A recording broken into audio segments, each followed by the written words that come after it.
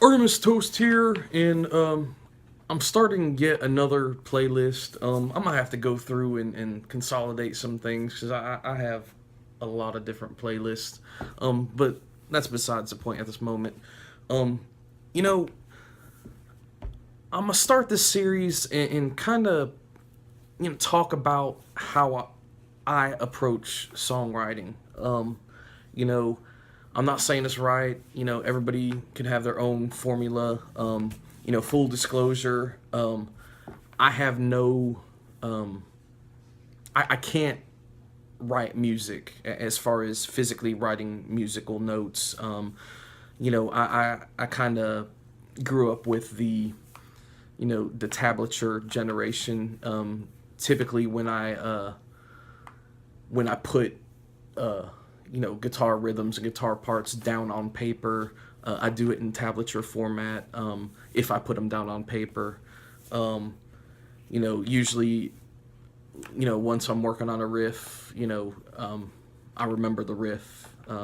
Sometimes I'll film myself, not talking about some of the uploads I do in the time lapse where I'm just playing around on the guitar, but sometimes if I'm on a riff or a bass line, I'll film myself playing it, so I could go back to it and remember exactly where I was on the fretboard, what notes I was playing, what chords I were playing, etc.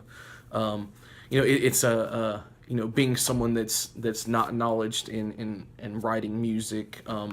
It's a good alternative where I'm kind of killing two birds with one stone, because a lot of the times, and I think I could speak for a lot of musicians, sometimes, you just playing around and something will stick, and sometimes, if I'm on to something, I'll film it as a way to document it so I could always revert back to it to know exactly where I was, when it comes time to record it. Um, you know, all that stuff out of the way. I'm very mathematical to my approach. And I think it's because the way of digital recording. It kind of that has had an effect on it. So I approach things very methodically and mathematically.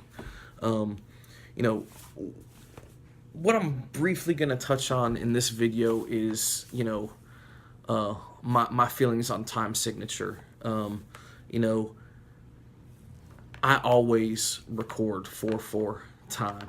Um, you know, that might be why I'm such a huge fan of bands like Yes and Tool and many bands that I've mentioned, because their ability to change time signatures within a song thoroughly impresses me, because it's not something I'm really familiar with, not something I be quite honest really tried to do, because I feel a quick side note: Jeff Lynne of Electric Light Orchestra, one of the musicians that I have tremendous amount of respect for. He's also a musician that a multi instrumentalist and producer who also sticks within 4/4 time.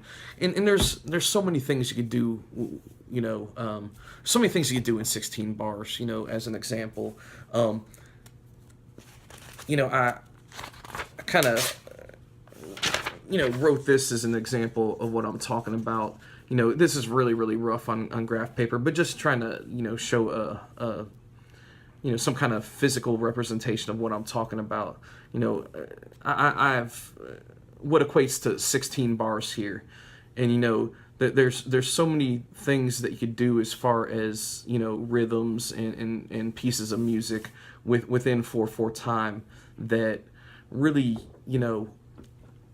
being limited to one time signature, and one tempo, or one tempo per song, you know, yeah, in some way it kind of confines it, but at the same time, there's so much that could be done within that time signature. As a representation right here, having perhaps repeating parts, every, every 2 bars, or, every 4 bars, every 2 bars, and perhaps having a piece of music that winds in and out for the full 16 bars. So, and then there's half notes. I mean, there's so many things that could be done within that time signature. So that's, why I kind of stick to 4/4 time, because you haven't even really scratched the surface of what could be done in 4/4 time. You know, and I'm saying 4/4 time as a general. There's 4/8. I mean, and there's ways it can be broken down, but primarily 4/4 time. The thing I held up right here is some variations within 4/4 time, and I think that helps me keep. You're able to make amazing music within that time signature. Obviously, as I mentioned before, usually one tempo per song as well, because there's things you could do within one tempo. And I think that helps me stay. I talked about it before, trying to give myself rules or boundaries, to stick within, so I don't get caught on too many tangents, and helps me complete projects. But that's basically, what I'm talking about today, and I'll do more of these videos talking about, structure and, inspirations and, how I fit, pieces of music together, kind of without giving away too much information of the project that I'm working on. I'll kind of show the roadmap that I'm using in order to complete the project that I'm making. Basically, the guidelines, or the boundaries I put within the songwriting process to not get too caught up on tangents that take me in other directions, which could somehow, not bad things, but and I'll never let things like that get in the way of inspiration, but sometimes I find it easier to corral myself, within certain disciplines in order to get a song or a piece of a song, finished. But basically, this is a new playlist. How I write songs, the way I approach it, and over time, maybe once a week, couple a week, I'll and once again, this is just the way I do it. Being a musician without like school training, as it were.